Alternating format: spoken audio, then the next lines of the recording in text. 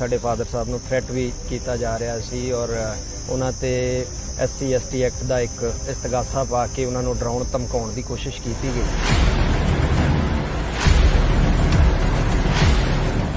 साडे father they जिहड़े नेड़े वाले मित्र सन करीब करीब सारिਆਂ ਨੂੰ इस तरीके का डर सीगा कि किसी भी वेले उन्हां दे उत्ते डेरे सच्चे सौदे वालियां दा अटैक हो सकदा।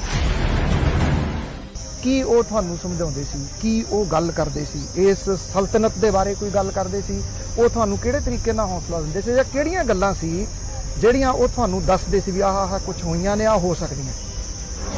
उस टाइम ते दो तरह की उन्होंने लड़ाई सीगी, एक सत्ता के खिलाफ और एक डेरे के खिलाफ। पर सानू इस गल का पूरा यकीन सी कि एक कारस्तानी ये डेरे वालियां दी है। ये गल वक्री है कि उन्होंने न्याय ना मिल सके, ये वास्ते सत्ता नाल गठजोड़ जरूर होया और उस गठजोड़ का यह नतीजा रहा कि परचे दे विच पहला डेरा हैड का गुरमीत सिंह का नाम तिकण पुलिस ने लिखण की जहमत नहीं है। हालांकि डेरा मुखी सलाखां दे पिछे है, उहदे ते रेप दे चार्जिस सन, उहदे ते मर्डर दे चार्जिस सन जिहड़े प्रूव हो चुके ने कि अज वो बंदा एक रेपिस्ट है, मर्डरर है। उहदे बावजूद जिस तरीके नाल असीं देखिया कि पोलीटिकल पार्टीज़ दा जिहड़ा वोटां दी जिहड़ी लालसा है वो हाले भी खत्म नहीं हो रही। 161 दे बयान दे विच किते भी सिग्नेचर वगैरह नहीं हुंदे, इस करके उहदे विच इन्वेस्टिगेशन ऑफिसर जिहड़ा है वो चाहे तो वो आपदी मर्जी नाल उहनूं कुछ भी कर सकदा है, उहदी तब्दीली कर सकदा है। वो निबड़न तो बाद किते ना किते जदों इन्हां हालातां चों फिर असीं लंघे तां सामने आया कि पुलिस ने जिहड़े बयान लए सी, जदों असीं वो कॉपी कढाई और उन्हां चीज़ां नूं मैच कीता तां पता लग्गिया कि उहदे विच बदले होए आ बयान। साडे तो जदों भी किसी ने कोई सवाल पूछा कि इन मामलों का इन्हां मामलों का की नतीजा रहेगा तो साडी जुबान तो इक्को ही गल निकलदी सी, इक्को जवाब निकलदा है कि हाँ इनू सजा होगी। तो लोग सानू पागल कहिंदे सन। इन्नी वड्डी ताकत जिहदा सत्ता दे विच इन्ना दखल होवे, जिहदे एक इशारे ते CM मंत्री जिहड़े ने वो इत्थे हाज़री भरदे होण तां इह किवें हो सकदा है? और अंदर खाते जो वो चल रहा, पर अजे भी एक वोट बैंक है। ਤੁਹਾਨੂੰ लगता है कि ये दोबारा फिर ਉਹੋ ਜਿਹੀਆਂ कुछ कार्रवाइयां ਜਿਹੜੀਆਂ ਦੀ ਉਹ डेरे ਦੇ अंदर स्टार्ट हो ਸਕਦੀਆਂ ने? हालातां दे मद्देनज़र जदों उन्हें देखा कि हाँ हुण सरकार पलट के कांग्रेस की आ रही है तो उन्हें कांग्रेस नाल पलटी मार ली। जदों देखा कि आने वाली सरकार BJP की हो सकती है तो BJP वाल पलटी मार उधर चले जांदा जी, एक चलिया गया कोई दूजा आके बह जावेगा तो ये साडे कीते कराए दा कोई फायदा नहीं, छत्रपति की कुर्बानी का कोई फायदा नहीं। स्वागत है जी एक बार फिर तुहाडा पंजाब दे ते और सब तो पहला बलतेज पन्नू की एक बार फिर सत श्री अकाल प्रवान होवे। और एक विशेष जिहड़ी असीं तुहाडे वास्ते सीरीज़ जिहड़ी कर रहे हैं जिहदा नाम असीं दिता है जी कि बरगाड़ी दा सिरसा कनैक्शन। ਉਹਦੇ ਵਿੱਚ ਅਸੀਂ डिफरेंट परसनैलिटीज़ ਦੇ ਨਾਲ ਜਿਹੜੀ ਗੱਲਬਾਤ ਕਰ ਰਹੇ ਹਾਂ क्योंकि इस टाइम फिर बहुत ज़्यादा इशू उभरिया होया। बहुत ਜਿਹੜੇ ਲੋਕ ਨੇ बहुत सारे ਉਹ ਜਾਣਦੇ ਨੇ ਕਿ ਐਡੀ ਵੱਡੀ ਜਿਹੜੀ ਸਲਤਨਤ ਸੀ ਉਹਨੂੰ ਢਾਉਣ ਦੇ ਵਾਸਤੇ ਕਿਹੋ ਜਿਹੇ ਜਿਹੜੇ ਯੋਧੇ ਸਨ ਜਿਨ੍ਹਾਂ ਨਾਲ ਮੇਰਾ ਖਿਆਲ ਇਤਿਹਾਸ ਦੇ ਵਿੱਚ ਕਦੀ ਵੀ ਉਹਨਾਂ ਦਾ ਨਾਮ ਜਿਹੜਾ ਜੀ ਉਹ ਛੋਟਾ ਕਰਕੇ ਨਹੀਂ ਦੇਖਿਆ ਜਾਊਗਾ। ਦੂਸਰੀ ਗੱਲ ਹੁੰਦੀ ਹੈ ਕੋਈ ਇੱਕ ਨਾਮ ਕਈ ਵਾਰੀ ਕੋਈ ਰੱਖ ਲੈਂਦਾ, ਕਿਸੇ ਦਾ ਪਰਸਨਲ ਨਾਮ ਹੋਵੇ, ਕਿਸੇ ਸੰਸਥਾ ਦਾ ਨਾਮ ਹੋਵੇ, ਉਹਦੇ ਉੱਤੇ ਪਹਿਰਾ ਦੇਣਾ ਉਹ ਬੜੀ ਵੱਡੀ ਗੱਲ ਹੈ। ਨਾਮ ਜਿਹੜਾ ਹੋਵੇ ਡੇਰਾ ਸੱਚਾ ਸੌਦਾ ਤੇ ਉਹਦੇ ਵਿੱਚੋਂ ਨਿਕਲੇ ਕੀ ਉਹ ਸਭ ਨੂੰ ਪਤਾ, ਪਰ ਜਦੋਂ ਨਾਮ पूरा सच होवे ਉਹਦੇ ਉੱਤੇ ਕੋਈ ਪੱਤਰਕਾਰ ਜਿਹੜਾ ਪਹਿਰਾ ਦੇਵੇ ਤਾਂ ਪਹਿਰਾ ਦਿੰਦਿਆਂ ਹੋਇਆ ਉਹ ਆਪਣੀ ਜਾਨ ਦੀ ਪਰਵਾਹ ਤੱਕ ਨਾ ਕਰੇ ਤਾਂ ਉਹ ਪੂਰਾ ਸੱਚ ਅਖਬਾਰ ਦੇ ਜਿਹੜੇ ਐਡੀਟਰ ਸਨ ਰਾਮਚੰਦਰ ਛਤਰਪਤੀ ਜੀ, ਜਿਨ੍ਹਾਂ ਦਾ ਪੱਤਰਕਾਰ ਭਾਈਚਾਰੇ ਦੇ ਵਿੱਚ ਬਹੁਤ ਰਿਸਪੈਕਟ ਦੇ ਨਾਮ ਜਿਹੜਾ ਉਹ ਲਿਆ ਜਾਂਦਾ ਔਰ ਉਹਨਾਂ ਦਾ ਪਰਿਵਾਰ ਜਿਹਨੇ ਕਿ ਇਸ ਲੜਾਈ ਨੂੰ ਕੰਟੀਨਿਊਸ ਰੱਖਿਆ ਉਦੋਂ ਤੱਕ ਜਦੋਂ ਤੱਕ ਕਿ ਇਹ ਲੜਾਈ ਜਿਹੜੀ ਸੀ ਇਹਦਾ ਉਹ ਹੱਲ ਨਿਕਲਿਆ ਜਿਹੜਾ ਕਿ ਦੁਨੀਆ ਨੇ ਦੇਖਿਆ। ਔਰ ਅੱਜ ਦੇ ਇਸ ਪ੍ਰੋਗਰਾਮ ਦੇ ਵਿੱਚ ਅਸੀਂ ਗੱਲਬਾਤ ਜਿਹੜੀ ਕਰਾਂਗੇ अंशुल छत्रपति ਜਿਹੜੇ ਕਿ ਰਾਮਚੰਦਰ ਛਤਰਪਤੀ ਜੀ ਦੇ ਬੇਟੇ ਨੇ। ਬਹੁਤ ਧੰਨਵਾਦ ਗੱਲਬਾਤ ਕਰਨ ਦੇ ਵਾਸਤੇ, ਬਹੁਤ ਮਿਹਰਬਾਨੀ। ਬੜੀ ਦੇਰ ਦੀ ਇੱਛਾ ਸੀ अंशुल ਜੀ ਤੁਹਾਡੇ ਨਾਲ ਗੱਲਬਾਤ ਜਿਹੜੀ ਜੀ ਉਹ ਹੁੰਦੀ। ਔਰ ਕਿਵੇਂ ਵੈਸੇ ਓਵਰਆਲ ਜਿਹੜਾ ਪਰਿਵਾਰ ਹੈ ਤੁਹਾਡਾ ਇਹਨਾਂ ਦਿਨਾਂ ਦੇ ਵਿੱਚ ਕੀ ਉਸ ਫੀਅਰ ਦੇ ਵਿੱਚੋਂ ਉਸ ਡਰ ਦੇ ਵਿੱਚੋਂ ਕੁਝ ਨਿਕਲਿਆ ਹੋਇਆ ਮਹਿਸੂਸ ਕਰਦੇ ਹੋ? ਅਸੀਂ ਜਦੋਂ ਸਾਡੇ ਫਾਦਰ ਸਾਹਿਬ ਤੇ ਅਟੈਕ ਹੋਇਆ ਸੀਗਾ ਤਾਂ ਉਸ ਤੋਂ ਪਹਿਲਾਂ ਕੁਝ ਇੱਕ ਮਹੀਨਿਆਂ ਤੋਂ ਲਗਾਤਾਰ ਇਹ ਇਸ ਤਰ੍ਹਾਂ ਦੀਆਂ ਗੱਲਾਂ ਜਿਹੜੀਆਂ ਚੱਲ ਰਹੀਆਂ ਸੀ। ਸਾਡੇ ਫਾਦਰ ਸਾਹਿਬ ਨੂੰ ਥ੍ਰੈਟ ਵੀ ਕੀਤਾ ਜਾ ਰਿਹਾ ਸੀ ਔਰ ਉਹਨਾਂ ਤੇ SC ST ਐਕਟ ਦਾ ਇੱਕ ਇਸਤਗਾਸਾ ਪਾ ਕੇ ਉਹਨਾਂ ਨੂੰ ਡਰਾਉਣ ਧਮਕਾਉਣ ਦੀ ਕੋਸ਼ਿਸ਼ ਕੀਤੀ ਗਈ। ਲੇਕਿਨ ਉਹ ਜਿਸ ਤਰੀਕੇ ਦੀ ਉਹਨਾਂ ਦੀ ਇੱਕ ਪਰਸਨੈਲਿਟੀ ਸੀ, ਇਹ ਸਾਨੂੰ ਵੀ ਪਤਾ ਸੀ ਕਿ ਉਹ ਝੁਕਣ ਵਾਲੇ ਨਹੀਂ ਹਨ ਇਹਨਾਂ ਦੀਆਂ ਧਮਕੀਆਂ ਦੇ ਅੱਗੇ। ਔਰ ਅਲਟੀਮੇਟਲੀ ਉਹੀ ਹੋਇਆ ਜਿਹਦਾ ਸਾਨੂੰ ਡਰ ਵੀ ਸੀਗਾ ਕਿ ਕਿਤੇ ਸਾਨੂੰ ਹੀ ਨਹੀਂ, ਸਾਡੇ ਇੱਥੇ ਸਰਸੇ ਦੇ ਪੂਰੇ ਜਿਹੜੇ ਪੱਤਰਕਾਰ ਸਮਾਜ ਔਰ ਸਾਡੇ ਫਾਦਰ ਦੇ ਜਿਹੜੇ ਨੇੜੇ ਵਾਲੇ ਮਿੱਤਰ ਸਨ, ਕਰੀਬ ਸਾਰਿਆਂ ਨੂੰ ਇਸ ਤਰੀਕੇ ਦਾ ਡਰ ਸੀਗਾ ਕਿ ਕਿਸੇ ਵੀ ਵੇਲੇ ਉਹਨਾਂ ਦੇ ਉੱਤੇ ਡੇਰੇ ਸੱਚੇ ਸੌਦੇ ਵਾਲਿਆਂ ਦਾ ਅਟੈਕ ਹੋ ਸਕਦਾ ਹੈ। ਕਿਉਂਕਿ ਡੇਰਾ ਸੱਚਾ ਸੌਦਾ ਬੜੇ ਟਾਈਮ ਤੋਂ ਸਾਡੇ ਇਸ ਏਰੀਏ ਦੇ ਵਿੱਚ ਕੁਖਿਆਤ ਸੀ ਇਹਨਾਂ ਗੱਲਾਂ ਨੂੰ ਲੈ ਕੇ। ਹਾਲਾਂਕਿ ਚਲੋ ਉਹਦੇ ਡਰ ਦੇ ਕਾਰਨ, ਖੌਫ ਦੇ ਕਾਰਨ ਲੋਕ ਖੁੱਲ ਕੇ ਨਹੀਂ ਸੀ ਬੋਲ ਸਕਦੇ, ਲੇਕਿਨ ਅੰਦਰ ਹੀ ਅੰਦਰ ਲੋਕਾਂ ਦੇ ਜਿਸ ਤਰੀਕਾ ਦੀਆਂ ਇਹਨਾਂ ਦੀਆਂ ਕਹਾਣੀਆਂ ਜਿਹੜੀਆਂ ਸੀ ਉਹ ਚੱਲਦੀਆਂ ਰਹਿੰਦੀਆਂ ਸੀ। ਉਹਨਾਂ ਕਹਾਣੀਆਂ ਤੋਂ ਇਹ ਬਿਲਕੁਲ ਇਹਨਾਂ ਦੀ ਤਸਵੀਰ ਜਿਹੜੀ ਸੀ ਉਹ ਸਾਫ਼ ਸੀ ਕਿ ਇਹ ਕਿਸ ਤਰੀਕੇ ਦੇ ਬੰਦੇ ਨੇ, ਕਿਸ ਤਰੀਕੇ ਨਾਲ ਇਹ ਜ਼ਬਰ ਜ਼ੁਲਮ ਜਿਹੜੇ ਨੇ ਉਹ ਕਰਦੇ ਨੇ ਲੋਕਾਂ ਦੇ ਉੱਪਰ। ਤਾਂ ਇਸ ਕਰਕੇ ਕਰੀਬ ਸਾਡੇ ਨੇੜੇ ਵਾਲਿਆਂ ਨੂੰ ਸਾਰਿਆਂ ਨੂੰ ਇਹ ਖਦਸ਼ਾ ਸੀਗਾ ਕਿ ਇਸ ਤਰੀਕੇ ਦਾ ਛਤਰਪਤੀ ਦੇ ਉੱਪਰ ਅਟੈਕ ਹੋ ਸਕਦਾ ਹੈ। ਲੇਕਿਨ ਸਾਡੇ ਫਾਦਰ ਦਾ ਸ਼ੁਰੂ ਤੋਂ ਹੀ ਇੱਕ ਮਤਲਬ ਉਹਨਾਂ ਦੀ ਇੱਕ ਆਦਤ ਸੀ, ਇੱਕ ਛਵੀ ਸੀ ਉਹਨਾਂ ਦੀ ਕਿ ਜਿਸ ਗੱਲ ਦੇ ਉੱਤੇ ਖੜ ਗਏ ਜੋ ਗੱਲ ਕਹਤੀ ਤੋਂ ਫਿਰ ਪਿੱਛੇ ਹਟਣ ਵਾਲਾ ਉਹਨਾਂ ਦਾ ਉਹ ਮਤਲਬ ਪਰਸਨੈਲਿਟੀ ਦੇ ਵਿੱਚ ਨਹੀਂ ਸੀਗਾ। ਤਾਂ ਕਰੀਬ ਇਹ ਜਦੋਂ ਅਕਤੂਬਰ 2002 ਦੇ ਵਿੱਚ ਇਹ ਵਾਕਿਆ ਹੋਇਆ, ਜਦੋਂ ਉਹਨਾਂ ਦੇ ਉੱਪਰ ਗੋਲੀ ਚੱਲੀ, ਤਾਂ ਕਾਫੀ ਦਿਨ ਤੱਕ ਉਹ ਜ਼ੇਰੇ ਇਲਾਜ ਰਹੇ। 28 ਦਿਨ ਕਰੀਬ ਮੈਂ ਉਹਨਾਂ ਦੇ ਨਾਲ ਰਿਹਾ ਉਸ ਦੌਰਾਨ। ਬਿਆਨ ਤੱਕ ਨਾ ਲਏ ਕਿਸੇ ਨੇ ਜੀ। ਔਰ ਉਹਨਾਂ 28 ਦਿਨਾਂ ਤੋਂ ਬਾਅਦ ਚਲੋ ਉਹਨਾਂ ਦਾ ਇੰਤਕਾਲ ਹੋ ਗਿਆ ਔਰ ਫਿਰ ਇੱਕ ਜਿਹੜਾ ਨਵਾਂ ਜ਼ਿੰਮੇਵਾਰੀ ਸੀ ਉਹ ਮੇਰੇ ਮੋਢਿਆਂ ਤੇ ਆਈ, ਜਿਹੜੀ ਉਹਨਾਂ ਦੀ ਲੜਾਈ ਸੀ ਉਹਨੂੰ ਗਾਹਾਂ ਤੋਰਨ ਦੀ। ਉਹਨਾਂ ਦੇ ਬੱਚਿਆਂ 'ਚ ਤੁਸੀਂ ਵੱਡੇ ਹੋ? ਮੇਰੇ ਤੋਂ ਵੱਡੀ ਇੱਕ ਸਿਸਟਰ ਹੈ, ਉਹ ਮੈਰਿਡ ਸੀ। ਔਰ ਮੈਨੂੰ ਫਿਰ ਮੇਰੀ ਕੋਈ ਜ਼ਿਆਦਾ ਇਸ ਤਰੀਕੇ ਦਾ ਐਕਸਪੀਰੀਅੰਸ ਨਹੀਂ ਸੀਗਾ, ਨਾ ਪੱਤਰਕਾਰਤਾ ਦਾ, ਅਖਬਾਰ ਦੀ ਜ਼ਿੰਮੇਵਾਰੀ ਵੀ ਸੀ। ਔਰ ਇਸ ਲੜਾਈ ਨੂੰ ਗਾਂਹ ਵਧਾਉਣ ਦਾ ਬਹੁਤ ਸਾਰੀਆਂ ਗੱਲਾਂ ਵੀ ਆਈਆਂ ਵਿੱਚੋਂ ਕਿ ਬਹੁਤ ਵੱਡਾ ਤੰਤਰ ਹੈ, ਆਪਾਂ ਇਹਨਾਂ ਨਾਲ ਪੂਰੇ ਨਹੀਂ ਲੈ ਸਕਦੇ ਤੇ ਇਸ ਕਰਕੇ ਸਮਝੌਤਾ ਕਰ ਲਿਆ ਜਾਵੇ। ਪਰ ਇੱਕ ਉਹ ਸਾਡੇ ਫਾਦਰ ਦੇ, ਕਿਉਂਕਿ ਜੀਨਸ ਕਿਤੇ ਨਾ ਕਿਤੇ ਜਿਹੜੇ ਨੇ ਉਹ ਬੱਚਿਆਂ 'ਚ ਜ਼ਰੂਰ ਹੁੰਦੇ ਨੇ, ਔਰ ਉਹਨਾਂ ਜੀਨਸ ਦੇ ਕਾਰਨ ਹੀ ਸ਼ਾਇਦ ਸਾਨੂੰ ਵੀ ਇਹ ਬਲ ਮਿਲਿਆ ਕਿ ਅਸੀਂ ਉਹਨਾਂ ਦੀਆਂ ਗੱਲਾਂ ਦੇ ਉੱਤੇ ਪਹਿਰਾ ਦਿੰਦੇ ਰਹੇ ਔਰ ਅਡਗ ਅਸੀਂ ਖੜੇ ਰਹੇ। ਮਤਲਬ ਉਹਨਾਂ ਦੇ ਇਸ ਕੇਸ ਨੂੰ ਅਸੀਂ ਲਗਾਤਾਰ ਫਿਰ ਬਈ ਨਿਆਂ ਲੈਣਾ ਜ਼ਰੂਰੀ ਹੈ। ਸਾਡੇ ਫਾਦਰ ਨੇ ਇੱਕ ਸੱਚਾਈ ਦੇ ਵਾਸਤੇ ਆਪਦਾ ਬਲਿਦਾਨ ਦਿੱਤਾ ਔਰ ਉਹਨਾਂ ਦੀ ਸ਼ਹਾਦਤ ਨੂੰ ਅਜਾਈ ਨਹੀਂ ਜਾਣਾ ਚਾਹੀਦਾ। ਇਸ ਕਰਕੇ ਅਸੀਂ ਮਤਲਬ ਲਗਾਤਾਰ ਇਸ ਗੱਲ ਦੇ ਉੱਤੇ ਪਹਿਰਾ ਦਿੱਤਾ, ਉਹਨਾਂ ਦੇ ਕੇਸ ਨੂੰ ਕਿਸੇ ਵੀ ਤਰੀਕੇ ਨਾਲ ਜਿਹੜਾ ਹੈ ਉਹਦੇ ਤੇ ਅੰਜਾਮ ਤੱਕ ਪਹੁੰਚਾਇਆ ਜਾ ਸਕੇ। ਔਰ ਇਸ ਦੌਰਾਨ ਚਲੋ ਇੱਕ ਉਹ ਖੌਫ ਔਰ ਡਰ ਦੀ ਜਿੱਥੋਂ ਤੱਕ ਗੱਲ ਹੈ, ਤਾਂ ਸਾਡੇ ਫਾਦਰ ਵੀ ਨਾ ਕਦੇ ਡਰੇ ਨਾ ਝਕੇ। ਔਰ ਜਦੋਂ ਤੱਕ ਚਲੋ ਇਹ ਕੇਸ ਚੱਲਦਾ ਰਿਹਾ, ਕਿਤੇ ਨਾ ਕਿਤੇ ਮੇਰੇ ਛੋਟੇ ਭੈਣ ਭਾਈ ਸੀ, ਉਸ ਤੋਂ ਬਾਅਦ ਮੇਰੇ ਸ਼ਾਦੀ ਹੋਈ, ਮੇਰੇ ਬੱਚੇ ਸੀ, ਇੱਕ ਮਨ ਦੇ ਵਿੱਚ ਥੋੜਾ ਜਿਹਾ ਡਰ ਰਹਿੰਦਾ ਸੀਗਾ ਵੀ ਕਿਤੇ ਕੱਲ ਨੂੰ ਮੇਰੇ ਬੱਚਿਆਂ ਨੂੰ, ਮੇਰੇ ਭੈਣ ਭਾਈਆਂ ਨੂੰ ਕਿਸੇ ਤਰੀਕੇ ਦਾ ਕੋਈ ਨੁਕਸਾਨ ਨਾ ਪਹੁੰਚਾ ਜਾਣ। ਬਾਕੀ ਅਸੀਂ ਜਿੰਨੀ ਵੀ ਇਹ ਲੜਾਈ ਲੜੀ ਹੈ ਉਹ ਬਿਲਕੁਲ ਇੱਕ ਨਿਡਰ ਹੋ ਕੇ ਲੜੀ ਹੈ।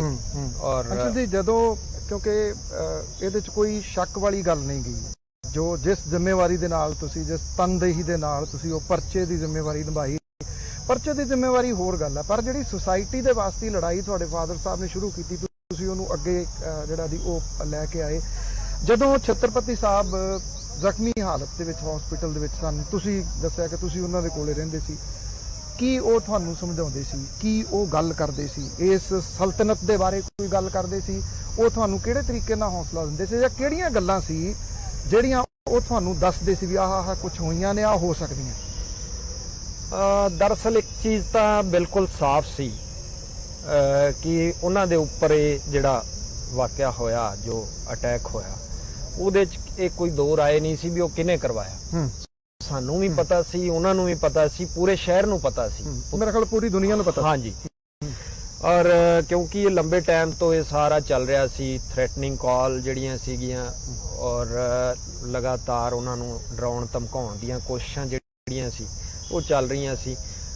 ਕਿਤੇ ਨਾ ਕਿਤੇ ਉਸ ਟਾਈਮ ਤੇ ਦੋ ਤਰ੍ਹਾਂ ਦੀ ਉਹਨਾਂ ਦੀ ਲੜਾਈ ਸੀਗੀ, ਇੱਕ ਸੱਤਾ ਦੇ ਖਿਲਾਫ ਔਰ ਇੱਕ ਡੇਰੇ ਦੇ ਖਿਲਾਫ। ਔਰ ਇਹ ਦੋਨੋਂ ਮਿਲੇ ਹੋਏ ਸੀ। ਇਹਨਾਂ ਦੀ ਮਿਲੀ ਭਗਤ ਦਾ ਵੀ ਸਾਨੂੰ ਕਿਤੇ ਨਾ ਕਿਤੇ ਖਦਸ਼ਾ ਸੀ। ਲੋਕਾਂ ਨੇ ਸਾਨੂੰ ਇੱਥੋਂ ਤੱਕਣ ਕਿਹਾ ਕਿ ਕਿਤੇ ਸੱਤਾ ਨੇ ਨਾ ਕਰਵਾ ਦਿੱਤਾ ਹੋਵੇ, ਪਰ ਸਾਨੂੰ ਇਸ ਗੱਲ ਦਾ ਪੂਰਾ ਯਕੀਨ ਸੀ ਕਿ ਇਹ ਕਾਰਸਤਾਨੀ ਇਹ ਡੇਰੇ ਵਾਲਿਆਂ ਦੀ ਹੈ। ਇਹ ਗੱਲ ਵੱਖਰੀ ਹੈ ਕਿ ਉਹਨਾਂ ਨੂੰ ਨਿਆਂ ਨਾ ਮਿਲ ਸਕੇ, ਇਹਦੇ ਵਾਸਤੇ ਸੱਤਾ ਨਾਲ ਗੱਠਜੋੜ ਜ਼ਰੂਰ ਹੋਇਆ ਔਰ ਉਸੇ ਗੱਠਜੋੜ ਦਾ ਇਹ ਨਤੀਜਾ ਰਿਹਾ ਕਿ ਪਰਚੇ ਦੇ ਵਿੱਚ ਪਹਿਲਾਂ ਡੇਰਾ ਹੈਡ ਦਾ ਗੁਰਮੀਤ ਸਿੰਘ ਦਾ ਨਾਂ ਤਿੱਕਣ ਪੁਲਿਸ ਨੇ ਲਿਖਣ ਦੀ ਜ਼ਹਿਮਤ ਨਹੀਂ ਉਠਾਈ। ਸਾਨੂੰ ਉਹਦੇ ਵਾਸਤੇ ਵੀ ਬੜਾ ਜ਼ੋਰ ਲਾਉਣਾ ਪਿਆ ਕਿ ਪਰਚੇ ਦੇ ਵਿੱਚ ਕਿਸੇ ਤਰੀਕੇ ਜੋ ਸਾਡੇ ਫਾਦਰ ਨੇ ਕਿਹਾ। ਅਸੀਂ ਜਦੋਂ ਉਸ ਗੱਲ ਤੇ ਪਹਿਰਾ ਦੇ ਰਹੇ ਹਾਂ, ਸਾਡੇ ਫਾਦਰ ਦੀਆਂ ਲਿਖਤਾਂ ਪਈਆਂ ਸੀ, ਕੁਝ ਉਹਨਾਂ ਨੇ ਐਸਪੀ ਨੂੰ ਇੱਕ ਲੈਟਰ ਲਿਖਿਆ ਸੀ ਕੁਝ ਇੱਕ ਸਮਾਂ ਪਹਿਲਾਂ ਵੀ ਮੈਨੂੰ ਇਸ ਤਰ੍ਹਾਂ ਥ੍ਰੈਟ ਆ ਰਿਹਾ ਔਰ ਮੈਨੂੰ ਸਿਕਿਉਰਿਟੀ ਦਿੱਤੀ ਜਾਵੇ। ਅਸੀਂ ਉਸ ਲੈਟਰ ਨੂੰ ਵੀ ਆਧਾਰ ਬਣਾਇਆ, ਹੋਰ ਬਹੁਤ ਸਾਰੀਆਂ ਚੀਜ਼ਾਂ ਨੂੰ ਆਧਾਰ ਬਣਾਇਆ। ਜਦੋਂ ਸਾਡੀ ਗੱਲ ਤੇ ਕੁਝ ਜ਼ਿਆਦਾ ਪੁਲਿਸ ਨੇ ਅਮਲ ਨਹੀਂ ਕੀਤਾ, ਹਾਲਾਂਕਿ ਜਦੋਂ ਉਹ 28 ਦਿਨ ਜ਼ੇਰੇ ਇਲਾਜ ਰਹੇ ਤਾਂ ਜ਼ਿਆਦਾ ਗੱਲਬਾਤ ਨਹੀਂ ਹੋ ਪਾਉਂਦੀ ਸੀ ਕਿਉਂਕਿ ਉਹ ਬਹੁਤ ਜ਼ਿਆਦਾ ਜ਼ਖਮੀ ਹਾਲਾਤ ਦੇ ਵਿੱਚ ਸਨ ਔਰ ਕਰੀਬ ਬਾਅਦ ਵਾਲੇ 15-20 ਦਿਨ ਤਾਂ ਉਹ ਬਿਲਕੁਲ ਅਚੇਤ ਅਵਸਥਾ ਦੇ ਵਿੱਚ ਸਨ ਔਰ ਗੱਲਬਾਤ ਨਹੀਂ ਹੋ ਪਾਈ। ਸ਼ੁਰੂਆਤੀ ਦੌਰ ਦੇ ਵਿੱਚ ਜਦੋਂ ਕੁਝ ਕੌਨਸ਼ੀਅਸ ਸਨ ਤਾਂ ਕਿਤੇ ਨਾ ਕਿਤੇ ਮਤਲਬ ਕੁਝ ਗੱਲਾਂ ਸਾਂਝੀਆਂ ਕਰਦੇ ਸਨ ਔਰ ਉਸੇ ਦੌਰਾਨ 24 ਤਰੀਕ ਦੀ ਸ਼ਾਮ ਨੂੰ ਉਹਨਾਂ ਦੇ ਉੱਪਰ ਗੋਲੀ ਚਲਾਈ ਗਈ ਔਰ 26 ਤਰੀਕ ਨੂੰ ਪੁਲਿਸ ਦਾ ਇੱਕ ਅਫਸਰ ਉਹਨਾਂ ਦੇ ਬਿਆਨ ਲੈਣ ਗਿਆ PGI ਰੋਹਤਕ ਵਿੱਚ। ਤਾਂ ਅਸੀਂ ਵੀ ਉੱਥੇ ਸਾਂ, ਸਾਡੇ ਸਾਹਮਣੇ ਉਹਨਾਂ ਨੇ ਸਾਰੀ ਗੱਲਬਾਤ ਕਹੀ ਉਸ ਅਫਸਰ ਨੂੰ ਕਿ ਮੇਰੇ ਉੱਪਰ ਕਿਹਨੇ ਅਟੈਕ ਕਰਵਾਇਆ, ਕਿਹਦਾ ਹੱਥ ਹੈ। ਡੇਰਾ ਹੈਡ ਦਾ ਉਹਨਾਂ ਨੇ ਖੁੱਲ ਕੇ ਨਾਮ ਲਿਆ, ਸਾਰੀ ਗੱਲਬਾਤ ਉਹਦੇ ਸਾਹਮਣੇ ਰੱਖੀ। ਪਰ ਪੁਲਿਸ ਦੇ ਉੱਪਰ ਕਿਤੇ ਨਾ ਕਿਤੇ ਇੱਕ ਜਿਹੜਾ ਦਬਾਅ ਸੀ, ਰਾਜਨੀਤਿਕ ਦਬਾਅ, ਉਹਨੂੰ ਉਹ ਝੱਲ ਨਹੀਂ ਸੀ ਪਾਇਆ ਔਰ ਅਸੀਂ ਕਿਉਂਕਿ ਸਾਡਾ ਉਸ ਟਾਈਮ ਤੇ ਔਨ ਰਿਕਾਰਡ ਹੋਏ ਬਿਲਕੁਲ ਔਰ ਰਿਕਾਰਡ ਤੇ ਹੈਗੇ ਸੀਗੇ, ਲੇਕਿਨ ਉਹਦੇ ਵਿੱਚ ਤਬਦੀਲੀ ਕਰ ਦਿੱਤੀ ਗਈ ਕਿਉਂਕਿ ਉਹਨਾਂ ਨੂੰ 161 ਦਾ ਬਿਆਨ ਕਿਹਾ ਜਾਂਦਾ ਹੈ ਔਰ 161 ਦੇ ਬਿਆਨ ਦੇ ਵਿੱਚ ਕਿਤੇ ਵੀ ਸਿਗਨੇਚਰ ਵਗੈਰਾ ਨਹੀਂ ਹੁੰਦੇ। ਇਸ ਕਰਕੇ ਉਹਦੇ ਵਿੱਚ ਉਹ ਇਨਵੈਸਟੀਗੇਸ਼ਨ ਅਫੀਸਰ ਜਿਹੜਾ ਉਹ ਚਾਹੇ ਤਾਂ ਉਹ ਆਪਦੀ ਮਰਜ਼ੀ ਨਾਲ ਉਹਨੂੰ ਕੁਝ ਵੀ ਕਰ ਸਕਦਾ, ਉਹਦੀ ਤਬਦੀਲੀ ਕਰ ਸਕਦਾ। ਤਾਂ ਅਸੀਂ ਸਾਡਾ ਫੋਕਸ ਸਭ ਤੋਂ ਜ਼ਿਆਦਾ ਇਸ ਗੱਲ ਤੇ ਸੀ ਕਿ ਸਾਡੇ ਬੰਦੇ ਨੂੰ ਅਸੀਂ ਬਚਾ ਲਈਏ ਕਿਸੇ ਵੀ ਤਰੀਕੇ। ਅਸੀਂ ਆਪਦਾ ਪੂਰਾ ਜ਼ੋਰ ਲਾਇਆ, ਪਹਿਲਾਂ PGI ਰੋਹਤਕ ਵਿੱਚ, ਉਸ ਤੋਂ ਬਾਅਦ ਅਸੀਂ ਅਪੋਲੋ ਦਿੱਲੀ ਵੀ ਲੈ ਕੇ ਗਏ, ਉਹਨਾਂ ਨੂੰ ਕਈ ਦਿਨ ਤੱਕ ਉੱਥੇ ਰੱਖਿਆ। ਪਰ 28 ਦਿਨ ਦੀਆਂ ਕੋਸ਼ਿਸ਼ਾਂ ਤੋਂ ਬਾਅਦ ਵੀ ਜਦੋਂ ਮਤਲਬ ਉਹ ਸਾਨੂੰ ਛੱਡ ਕੇ ਚਲੇ ਗਏ, ਸਾਡੇ ਵਿੱਚ ਨਹੀਂ ਰਹੇ, ਫਿਰ ਇਹ ਦੂਸਰਾ ਦੌਰ ਸ਼ੁਰੂ ਹੋਇਆ। ਚਲੋ ਇਹ ਕ੍ਰਿਮੇਸ਼ਨ ਤੋਂ ਬਾਅਦ ਜਿਹੜੀਆਂ ਜ਼ਿੰਮੇਵਾਰੀਆਂ ਸੀ ਉਹ ਨਿਬੜਨ ਤੋਂ ਬਾਅਦ ਕਿਤੇ ਨਾ ਕਿਤੇ ਜਦੋਂ ਇਹਨਾਂ ਹਾਲਾਤਾਂ ਚੋਂ ਫਿਰ ਅਸੀਂ ਲੰਘੇ ਤਾਂ ਸਾਹਮਣੇ ਆਇਆ ਕਿ ਪੁਲਿਸ ਨੇ ਜਿਹੜੇ ਬਿਆਨ ਲਏ ਸੀ, ਜਦੋਂ ਅਸੀਂ ਉਹ ਕਾਪੀ ਕਢਾਈ ਔਰ ਉਹਨਾਂ ਚੀਜ਼ਾਂ ਨੂੰ ਮੈਚ ਕੀਤਾ ਤਾਂ ਪਤਾ ਲੱਗਿਆ ਕਿ ਉਹਦੇ ਵਿੱਚ ਬਦਲੇ ਹੋਏ ਆ ਬਿਆਨ। ਉੱਥੋਂ ਫਿਰ ਇਹ ਰੌਲਾ ਪਿਆ ਕਿ ਇਹ ਪੁਲਿਸ ਨੇ ਬਿਆਨ ਬਦਲਤੇ, ਪੁਲਿਸ ਇਹਨੂੰ ਬਚਾਉਣਾ ਚਾਹ ਰਹੀ ਹੈ ਔਰ ਅਲਟੀਮੇਟਲੀ ਅਸੀਂ CM ਹਰਿਆਣਾ ਨੂੰ ਇੱਕ ਲੈਟਰ ਵੀ ਲਿਖਿਆ ਕਿ ਇਹਦੀ CBI ਇਨਵੈਸਟੀਗੇਸ਼ਨ ਕਰਵਾਈ ਜਾਵੇ। ਪੱਤਰਕਾਰ ਬਰਾਦਰੀ ਨੇ ਨਹੀਂ, CM ਉਸ ਟਾਈਮ ਚੌਧਰੀ ਓਮ ਪ੍ਰਕਾਸ਼ ਚਟਾਲਿਆਂ ਦੀ ਸਰਕਾਰ, ਠੀਕ। ਔਰ ਅਸੀਂ ਪੂਰੀ ਪੱਤਰਕਾਰ ਬਰਾਦਰੀ ਜਿਹੜੀ ਸੀ ਉਹਨੇ ਵੀ ਇੱਕ ਇੱਥੇ ਮੁਜ਼ਾਹਰੇ ਕੀਤੇ ਸਰਸੇ ਦੇ ਵਿੱਚ, ਪੂਰੇ ਹਰਿਆਣੇ ਲੈਵਲ ਦੇ ਵਿੱਚ। ਜਨ ਸੰਘਰਸ਼ ਮੰਚ ਇੱਕ ਸੰਗਠਨ ਸੀ, ਉਹਨਾਂ ਨੇ ਆਪਦੇ ਲੈਵਲ ਦੇ ਵਿੱਚ ਹਰਿਆਣੇ ਦੇ ਵਿੱਚ ਇੱਕ ਮੁਹਿੰਮ ਚਲਾਈ ਕਿ ਪੱਤਰਕਾਰ ਹੱਤਿਆਕਾਂਡ ਦੀ CBI ਜਾਂਚ ਕਰਵਾਈ ਜਾਵੇ।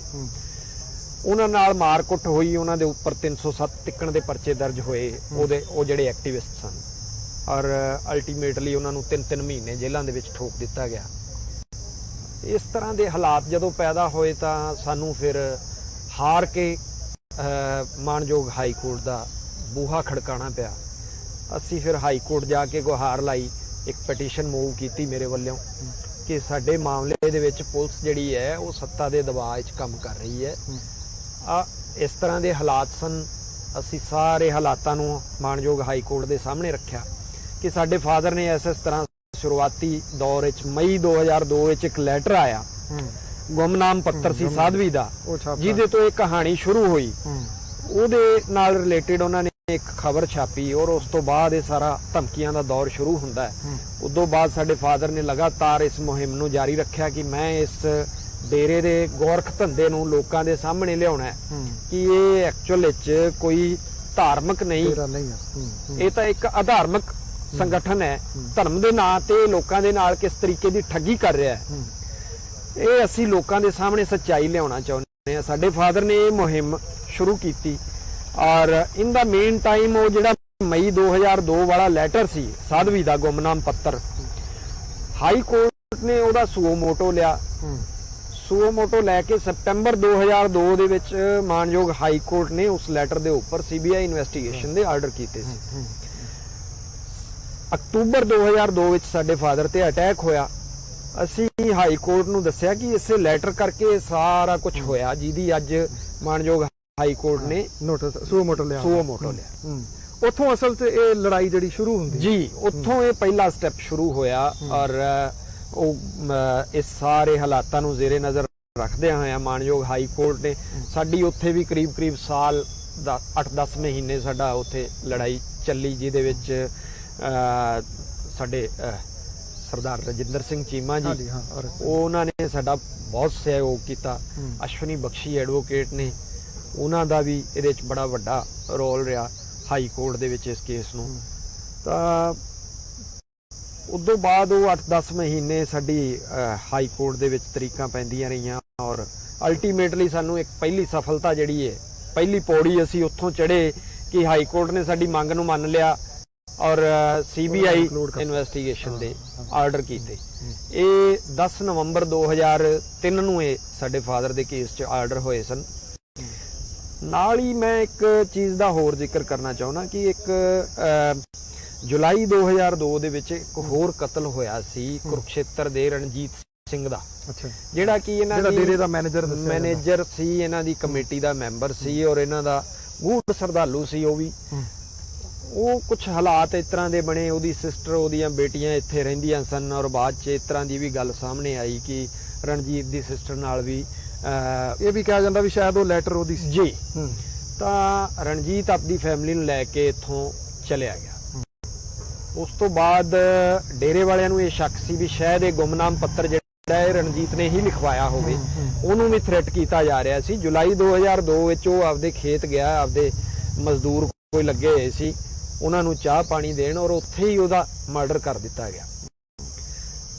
ਸਾਡੇ ਫਾਦਰ ਤੇ ਜਦੋਂ ਗੋਲੀ ਚੱਲੀ ਔਰ ਮੀਡੀਆ ਦੇ ਵਿੱਚ ਮਾਮਲਾ ਹਾਈਲਾਈਟ ਹੋਇਆ ਤਾਂ ਉਹਦੇ ਫਾਦਰ ਨੂੰ ਵੀ ਇੱਕ ਬਲ ਮਿਲਿਆ ਕਿ ਇਸ ਮਾਮਲੇ ਨੂੰ ਉਠਾਇਆ ਜਾਣਾ ਚਾਹੀਦਾ ਮੀਡੀਆ 'ਚ। ਅਲਟੀਮੇਟਲੀ ਉਹ ਵੀ ਅੱਗੇ ਆਏ ਔਰ ਉਹਨਾਂ ਨੇ ਮੀਡੀਆ 'ਚ ਆਪਣੇ ਪੁੱਤਰ ਦੀ ਮਰਡਰ ਦਾ ਕੇਸ ਨੂੰ ਰੱਖਿਆ ਕਿ ਇਹਦੇ ਪਿੱਛੇ ਅਸਲ ਹਾਲਾਤ ਇਹ ਹਨ, ਡੇਰੇ ਵਾਲੇ ਨੇ ਹੀ ਮੇਰੇ ਬੇਟੇ ਦਾ ਮਰਡਰ ਕਰਵਾਇਆ। ਸਾਡੀ ਪਟੀਸ਼ਨ ਤੋਂ ਬਾਅਦ ਉਹਨਾਂ ਨੇ ਵੀ ਇੱਕ ਪਟੀਸ਼ਨ ਮੂਵ ਕੀਤੀ। ਦੋਨੋਂ ਪਟੀਸ਼ਨਸ ਜਿਹੜੀਆਂ ਜੁਆਇੰਟ ਚਲੀਆਂ ਹਾਈ ਕੋਰਟ ਦੇ ਵਿੱਚ ਔਰ ਜੁਆਇੰਟਲੀ ਆਰਡਰ ਹੋਇਆ ਦੋਨਾਂ ਦੇ ਵਿੱਚ ਸੀਬੀਆਈ ਇਨਵੈਸਟੀਗੇਸ਼ਨ ਦਾ 10 ਨਵੰਬਰ 2003 ਨੂੰ। ਸੀਬੀਆਈ ਇਨਵੈਸਟੀਗੇਸ਼ਨ ਸ਼ੁਰੂ ਹੋਈ ਔਰ ਬੜੀ ਮੁਸ਼ਕਲ ਨਾਲ ਸੀਬੀਆਈ ਨੇ FIR ਦਰਜ ਕਰਕੇ ਹੱਲੇ ਆਪਦਾ ਸ਼ੁਰੂਆਤੀ ਕਾਰਵਾਈ ਸ਼ੁਰੂ ਕੀਤੀ ਸੀ ਕਿ ਇਨ ਦਾ ਮੇਨ ਟਾਈਮ ਮਾਨਯੋਗ ਸੁਪਰੀਮ ਕੋਰਟ 'ਚ ਇੱਕ ਪਟੀਸ਼ਨ ਮੂਵ ਕੀਤੀ ਗਈ। ਉਹਦੇ 'ਚ ਡੇਰੇ ਵੱਲੋਂ ਇਹ ਮੰਗ ਕੀਤੀ ਗਈ ਕਿ ਸੀਬੀਆਈ ਇਨਵੈਸਟੀਗੇਸ਼ਨ ਦੀ ਕੋਈ ਲੋੜ ਨਹੀਂ ਹੈ, ਇਹਨੂੰ ਰੋਕਿਆ ਜਾਵੇ।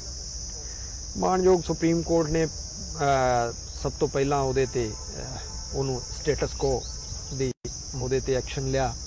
ਚਲੋ ਸੀਬੀਆਈ ਦੀ ਜਿਹੜੀ ਇਨਵੈਸਟੀਗੇਸ਼ਨ ਸੀ ਉਹ ਰੁਕ ਗਈ। ਕਰੀਬ ਸਾਲ ਇੱਕ ਸਾਨੂੰ ਫਿਰ ਸੁਪਰੀਮ ਕੋਰਟ ਵੀ ਪੂਰਾ ਸੰਘਰਸ਼ ਕਰਨਾ ਪਿਆ।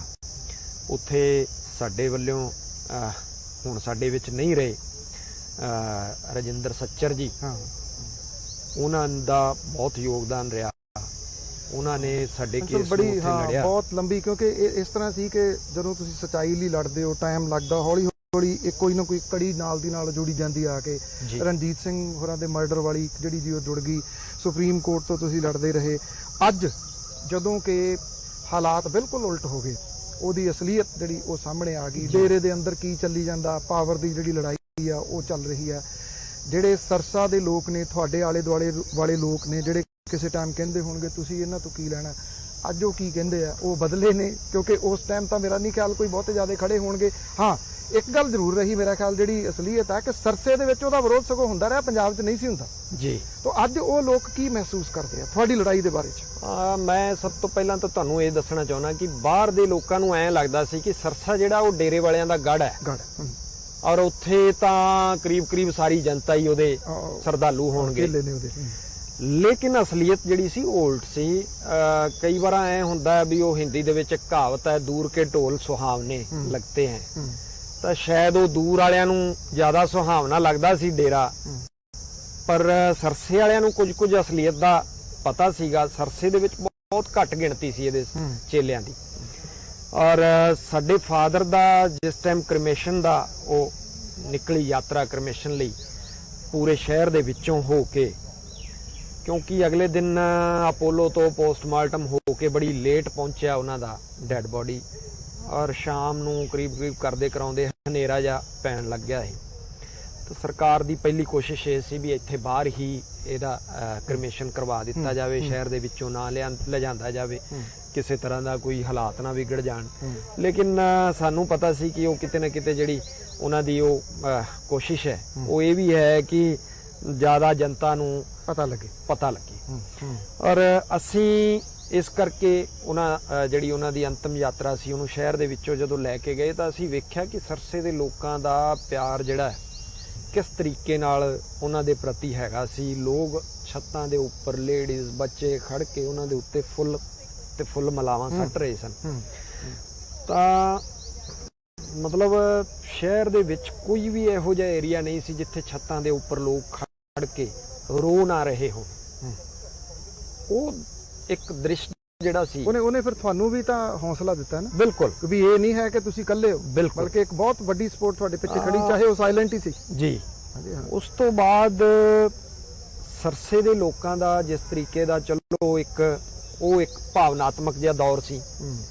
ਹੌਲੀ ਉਸ ਦੌਰ ਤੋਂ ਜਿਵੇਂ ਅਸੀਂ ਗੁਜ਼ਰਦੇ ਗਏ, ਪੱਤਰਕਾਰ ਬਰਾਦਰੀ ਵੀ ਹੌਲੀ ਪਿੱਛੇ ਹਟਣੀ ਸ਼ੁਰੂ ਹੋ ਗਈ। ਜਿਵੇਂ ਸਰਕਾਰ ਦਾ ਕੋਈ ਦਬਾਅ ਰਿਹਾ ਤਾਂ ਹੌਲੀ ਡੇਰੇ ਵਾਲਿਆਂ ਨੇ ਵੀ ਜਿੰਨੇ ਮੀਡੀਆ ਜਗਤ ਵਾਲੇ ਮੇਨ ਮੱਠਾਧੀਸ਼ ਸੀ ਉਹਨਾਂ ਦੇ ਉੱਪਰ ਪ੍ਰੈਸ਼ਰ ਪਾਇਆ। ਉਹਨਾਂ ਨੇ ਆਪਣੇ ਜਿਹੜੇ ਰਿਪਰੈਜ਼ੈਂਟੇਟਿਵ ਸੀ ਉਹਨਾਂ ਦੇ ਉੱਪਰ ਪ੍ਰੈਸ਼ਰ ਪਾਉਣਾ ਸ਼ੁਰੂ ਕੀਤਾ ਕਿ ਤੁਸੀਂ ਇਹਦੇ ਤੋਂ ਬਾਹਰ ਨਿਕਲੋ। ਤਾਂ ਸਾਨੂੰ ਲੱਗਿਆ ਕਿ ਹੌਲੀ ਪੱਤਰਕਾਰ ਜਗਤ ਜਿਹੜਾ ਹੈ ਉਹ ਤਾਂ ਸਾਡੀ ਲੜਾਈ ਤੋਂ ਵਿਮੁਖ ਹੁੰਦਾ ਜਾ ਰਿਹਾ, ਤਾਂ ਕਿਤੇ ਨਾ ਕਿਤੇ ਸਾਡਾ ਇਹ ਸਾਰਾ ਭਾਰ ਜਿਹੜਾ ਇਹ ਸਾਡੇ ਮੋਢਿਆਂ ਤੇ ਹੀ ਆਉਣਾ ਸੀ। ਉਸ ਤੋਂ ਬਾਅਦ ਜਿੰਨਾ ਟਾਈਮ ਵੀ ਇਹ ਲੜਾਈ ਚੱਲੀ, ਸਾਡਾ ਇੱਕ ਗਰੁੱਪ ਸੀਗਾ, ਉਸ ਗਰੁੱਪ ਨੂੰ ਛੱਡ ਕੇ ਮਤਲਬ ਕੋਈ ਵੀ ਇਹੋ ਜਿਹਾ ਇੱਕ ਵੀ ਬੰਦਾ ਨਹੀਂ ਸੀ ਜਿਹੜਾ ਇਹ ਕਹਿੰਦਾ ਹੋਵੇ ਕਿ ਹਾਂ ਡੇਰੇ ਵਾਲੇ ਨੂੰ ਕਿਤੇ ਨਾ ਕਿਤੇ ਸਜ਼ਾ ਹੋਊਗੀ, ਇਹਨਾਂ ਕੇਸਾਂ ਦੇ ਵਿੱਚ ਉਹ ਅੰਦਰ ਜਾਊਗਾ। ਸਾਡੇ ਤੋਂ ਜਦੋਂ ਵੀ ਕਿਸੇ ਨੇ ਕੋਈ ਸਵਾਲ ਪੁੱਛਿਆ ਕਿ ਇਹਨਾਂ ਮਾਮਲਿਆਂ ਦਾ ਕੀ ਨਤੀਜਾ ਰਹੇਗਾ, ਤਾਂ ਸਾਡੀ ਜ਼ੁਬਾਨ ਤੋਂ ਇੱਕੋ ਹੀ ਗੱਲ ਨਿਕਲਦੀ ਸੀ, ਇੱਕੋ ਜਵਾਬ ਨਿਕਲਦਾ ਸੀ ਕਿ ਹਾਂ ਇਹਨੂੰ ਸਜ਼ਾ ਹੋਊਗੀ। ਤਾਂ ਲੋਕ ਸਾਨੂੰ ਪਾਗਲ ਕਹਿੰਦੇ ਸਨ ਕਿ ਇਸ ਤਰ੍ਹਾਂ ਕਿਵੇਂ ਹੋ ਸਕਦਾ ਹੈ, ਇੰਨੀ ਵੱਡੀ ਤਾਕਤ ਜਿਹਦਾ ਸੱਤਾ ਦੇ ਵਿੱਚ ਇੰਨਾ ਦਖਲ ਹੋਵੇ, ਜਿਹਦੇ ਇੱਕ ਇਸ਼ਾਰੇ ਤੇ ਸੀਐਮ ਮੰਤਰੀ ਜਿਹੜੇ ਨੇ ਉਹ ਇੱਥੇ ਹਾਜ਼ਰੀ ਭਰਦੇ ਹੋਣ, ਤਾਂ ਇਹ ਕਿਵੇਂ ਹੋ ਸਕਦਾ ਹੈ। ਤਾਂ ਲੋਕਾਂ ਨੂੰ ਸਾਡੀ ਗੱਲ ਜਿਹੜੀ ਉਹ ਹਜਮ ਨਹੀਂ ਸੀ ਹੁੰਦੀ, ਉਹ ਸਾਡਾ ਮਜ਼ਾਕ ਉਡਾਉਂਦੇ ਸਨ ਔਰ ਸਾਨੂੰ ਇਸ ਤਰ੍ਹਾਂ ਦੀਆਂ ਸਲਾਹਾਂ ਦਿੱਤੀਆਂ ਜਾਂਦੀਆਂ ਹਨ ਵੀ ਯਾਰ ਤੁਸੀਂ ਐਵੇਂ ਹੀ ਆਪਦਾ ਟਾਈਮ ਜਿਹੜਾ ਉਹ ਖੋਟੀ ਕਰ ਰਹੇ ਹੋ, ਇਹਨਾਂ ਗੱਲਾਂ ਦੇ ਵਿੱਚੋਂ ਨਿਕਲਣਾ ਕੁਛ ਨਹੀਂ, ਤੁਸੀਂ ਐਵੇਂ ਕੋਈ 10-15 ਸਾਲ ਆਪਦੇ ਗਾਲ ਕੇ ਔਰ ਉਦੋਂ ਬਾਅਦ ਰਿਜ਼ਲਟ ਜਿਹੜਾ ਉਹ ਜ਼ੀਰੋ ਹੀ ਆਏਗਾ। ਤਾਂ ਸਾਨੂੰ ਚਲੋ ਇੱਕ ਕਈ ਵਾਰ ਨਿਰਾਸ਼ਾ ਵੀ ਹੁੰਦੀ ਸੀ ਲੋਕਾਂ ਦੀ ਗੱਲਬਾਤ ਸੁਣ ਕੇ, ਲੇਕਿਨ ਜਿਵੇਂ ਹੀ ਇਹ ਫੈਸਲਾ ਆਇਆ ਤਾਂ ਲੋਕਾਂ ਦੇ ਵਿਊਜ਼ ਜਿਹੜੇ ਆ ਚੇਂਜ ਹੁੰਦੇ ਵੇਖੇ ਅਸੀਂ ਕਿ ਉਹੀ ਲੋਕ ਜਿਹੜੇ ਸਾਨੂੰ ਸਲਾਹਾਂ ਦਿੰਦੇ ਸਨ ਕਿ ਤੁਸੀਂ ਆਪਣਾ ਟਾਈਮ ਖਰਾਬ ਕਰ ਰਹੇ ਹੋ, ਉਹਨਾਂ ਲੋਕਾਂ ਦੇ ਵਿਊਜ਼ ਕਿ ਹਾਂ ਇਹ ਤਾਂ ਪਤਾ ਹੀ ਸੀ ਕਿ ਇਹ ਤਾਂ ਹੋਣਾ ਹੀ ਹੈ, ਕਿਸੇ ਦਿਨ ਅਸਲੀਅਤ ਆਉਣੀ ਸੀ। ਅੱਛਾ ਅੰਸ਼ਲ ਜੀ, ਜਦੋਂ ਹੁਣ ਮੈਂ ਤੁਹਾਡੇ ਤੋਂ ਲਾਸਟ ਇਹ ਜਾਣਨਾ ਚਾਹੁੰਦਾ, ਹੁਣ ਜਦੋਂ ਕਿ ਇਹ ਜਿਹੜਾ ਕਿਲਾ ਸੀ ਉਹ ਢਹਿ ਗਿਆ ਔਰ ਅੰਦਰ ਖਾਤੇ ਜੋ ਉਹਦੇ ਚੱਲ ਰਿਹਾ, ਪਰ ਅਜੇ ਵੀ ਇਹ ਇੱਕ ਵੋਟ ਬੈਂਕ ਹੈ, ਤੁਹਾਨੂੰ ਲੱਗਦਾ ਹੈ ਕਿ ਇਹ ਦੁਬਾਰਾ ਫੇਰ ਉਹੋ ਜਿਹੀਆਂ ਕੁਝ ਕਾਰਵਾਈਆਂ ਜਿਹੜੀਆਂ ਦੀ ਉਹ ਡੇਰੇ ਦੇ ਅੰਦਰ ਸਟਾਰਟ ਹੋ ਸਕਦੀਆਂ ਨੇ, ਜਾਂ ਉਹ ਦੁਬਾਰਾ ਰਾਜਨੀਤਿਕ ਸ਼ਹਿ ਦੇ ਨਾਲ ਫਿਰ ਉਹ ਉੱਠ ਸਕਦਾ ਹੈ ਡੇਰਾ ਦੁਬਾਰਾ, ਜਾਂ ਉਸ ਚਲੋ ਉਹ ਨਹੀਂ, ਉਹਦਾ ਤਾਂ ਨਿਕਲਣਾ ਹੁਣ ਬਾਹਰ ਬਹੁਤ ਔਖਾ ਆ, ਔਖਾ ਨਹੀਂ ਨਾਮੁਮਕਿਨ ਦੀ ਜਿਹੜੀ ਉਹ ਗੱਲ ਲੱਗਦੀ ਹੈ। ਤੁਹਾਨੂੰ ਲੱਗਦਾ ਕਿ ਥ੍ਰੈਟ ਫਿਰ ਇਸ ਤਰ੍ਹਾਂ ਦਾ ਬਣ ਸਕਦਾ ਡੇਰਾ? ਦੇਖੋ, ਇਸ ਚੀਜ਼ ਦਾ ਖਦਸ਼ਾ ਅਸੀਂ ਸ਼ੁਰੂ ਤੋਂ ਹੀ ਜ਼ਾਹਰ ਕਰਦੇ ਰਹੇ ਹਾਂ। ਜਿਹੜੇ ਕਿਹੜਾ ਮਤਲਬ ਰਾਜਨੀਤਿਕ ਜਿੰਨਾ ਵੀ ਸਿਸਟਮ ਆ ਉਹਦਾ ਕਿਤੇ ਨਾ ਕਿਤੇ ਡੇਰੇ ਸੱਚੇ ਸੌਦੇ ਨਾਲ ਜਿਸ ਤਰੀਕੇ ਦਾ ਗੱਠ ਜੋੜ ਰਿਹਾ, ਜਿਹੜਾ ਘਾਲ ਮਿਲ ਰਿਹਾ ਵੋਟਾਂ ਦੇ ਲਾਲਚ ਨੂੰ ਲੈ ਕੇ, ਇੱਕ ਜਗ੍ਹਾ ਨੇ ਡੇਰਾ ਸੱਚਾ ਸੌਦਾ ਦੇ ਜਿਹੜੀ ਮੈਨੇਜਮੈਂਟ ਸੀ ਜਾਂ ਮੁਖੀਆ ਸੀ, ਉਹਨੇ ਹਮੇਸ਼ਾ ਪੋਲੀਟੀਕਲ ਸਿਸਟਮ ਨੂੰ ਆਪਣੇ ਫਾਇਦੇ ਲਈ ਇਸਤੇਮਾਲ ਕਰਨ ਵਾਸਤੇ ਹਮੇਸ਼ਾ ਉਹਨੇ ਕਰਵਟ ਲਈ। ਉਹਦੀ ਮਾਰਕੀਟਿੰਗ ਕਰਦੀ ਸੀ। ਉਹਨੇ ਕਿਸੇ ਇੱਕ ਪੋਲੀਟੀਕਲ ਪਾਰਟੀ ਨਾਲ ਗੱਠਜੋੜ ਨਹੀਂ ਰੱਖਿਆ।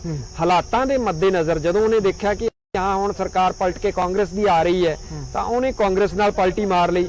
ਜਦੋਂ ਦੇਖਿਆ ਕਿ ਆਉਣ ਵਾਲੀ ਸਰਕਾਰ ਬੀਜੇਪੀ ਦੀ ਹੋ ਸਕਦੀ ਹੈ ਤਾਂ ਬੀਜੇਪੀ ਵੱਲ ਪਲਟੀ ਮਾਰ ਉਧਰ ਚਲੇ ਜਾਂਦਾ ਜੀ। ਮਤਲਬ ਉਹਨੇ ਆਪਣੇ ਫਾਇਦੇ ਦੇ ਲਈ, ਆਪਣੀ ਸਕਿਨ ਸੇਵ ਕਰਨ ਲਈ ਪੋਲੀਟੀਕਲ ਸਿਸਟਮ ਨੂੰ ਯੂਜ਼ ਕੀਤਾ। ਔਰ ਦੂਸਰੀ ਤਰਫ ਜੇ ਵੇਖਿਆ ਜਾਵੇ ਤਾਂ ਪੋਲੀਟੀਕਲ ਜਿਹੜੀ ਪੋਲਿਟਿਕਸ ਹੈ ਉਹਨਾਂ ਨੇ ਆਪਣੇ ਫਾਇਦੇ ਲਈ, ਵੋਟ ਬੈਂਕ ਦੇ ਫਾਇਦੇ ਲਈ ਇਸ ਸਿਸਟਮ ਨੂੰ ਯੂਜ਼ ਕੀਤਾ। ਤਾਂ ਕਿਤੇ ਨਾ ਕਿਤੇ ਇਹਨਾਂ ਦਾ ਜਿਹੜਾ ਪਰਸਪਰ ਗੱਠਜੋੜ ਸੀ ਇੱਕ ਦੂਜੇ ਦੇ ਫਾਇਦੇ ਲਈ, ਉਹ ਸ਼ੁਰੂ ਤੋਂ ਰਿਹਾ। ਔਰ ਇਹ ਸਭ ਕੁਝ ਹੋਣ ਤੋਂ ਬਾਵਜੂਦ ਵੀ ਇਹ ਖਤਮ ਨਹੀਂ ਹੋਇਆ। ਹਾਲਾਂਕਿ ਡੇਰਾ ਮੁਖੀ ਸਲਾਖਾਂ ਦੇ ਪਿੱਛੇ ਹੈ, ਉਹਦੇ ਤੇ ਰੇਪ ਦੇ ਚਾਰजेस ਸਨ, ਉਹਦੇ ਤੇ ਮਰਡਰ ਦੇ ਚਾਰजेस ਸਨ, ਜਿਹੜੇ ਪ੍ਰੂਵ ਹੋ ਚੁੱਕੇ ਨੇ ਕਿ ਅੱਜ ਉਹ ਬੰਦਾ ਇੱਕ ਰੇਪਿਸਟ ਹੈ, ਮਰਡਰਰ ਹੈ। ਉਹਦੇ ਬਾਵਜੂਦ ਜਿਸ ਤਰੀਕੇ ਨਾਲ ਅਸੀਂ ਦੇਖਿਆ ਕਿ ਪੋਲੀਟੀਕਲ ਪਾਰਟੀਆਂ ਦਾ ਜਿਹੜਾ ਵੋਟਾਂ ਦੀ ਜਿਹੜੀ ਲਾਲਸਾ ਹੈ ਉਹ ਹਾਲੇ ਵੀ ਖਤਮ ਨਹੀਂ ਹੋ ਰਹੀ।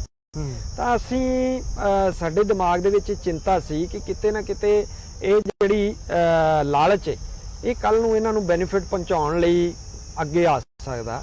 ਤਾਂ ਅਸੀਂ ਹਮੇਸ਼ਾ ਇਸ ਚੀਜ਼ ਨੂੰ ਲੈ ਕੇ ਅਸੀਂ ਇਲੈਕਸ਼ਨ ਕਮਿਸ਼ਨ ਨੂੰ ਵੀ ਗੁਹਾਰ ਲਾਈ ਕਿ ਇਲੈਕਸ਼ਨ ਦੇ ਟਾਈਮ ਤੇ ਜਿਸ ਤਰੀਕੇ ਨਾਲ ਡੇਰਾ ਇੱਕ ਪ੍ਰੋਪਗੈਂਡਾ ਸ਼ੁਰੂ ਕਰਦਾ ਹੈ ਆਪਣੀਆਂ ਵੋਟਾਂ ਨੂੰ ਲੈ ਕੇ, ਪੋਲੀਟੀਕਲ ਵਿੰਗ ਬਣਾਏ ਹੋਏ ਹਰਿਆਣੇ ਦਾ ਵਿੰਗ, ਇਹਦੇ ਤੇ ਰੋਕ ਲਾਈ ਜਾਵੇ ਕਿਉਂਕਿ ਇਹ ਸਾਰਾ ਕਿਤੇ ਨਾ ਕਿਤੇ ਸੰਵਿਧਾਨ ਦੇ ਉਲਟ ਹੈ ਜੀ, ਸੰਵਿਧਾਨ ਦੇ ਉਲਟ ਹੈ। ਔਰ ਜਿਹੜਾ ਸਾਨੂੰ ਇੱਕ ਵੋਟ ਕਰਨ ਦਾ ਫ੍ਰੀ ਇੱਕ ਰਾਈਟ ਮਿਲਿਆ ਹੋਇਆ ਉਹਦੇ ਵੀ ਅਗੇਂਸਟ ਹੈ।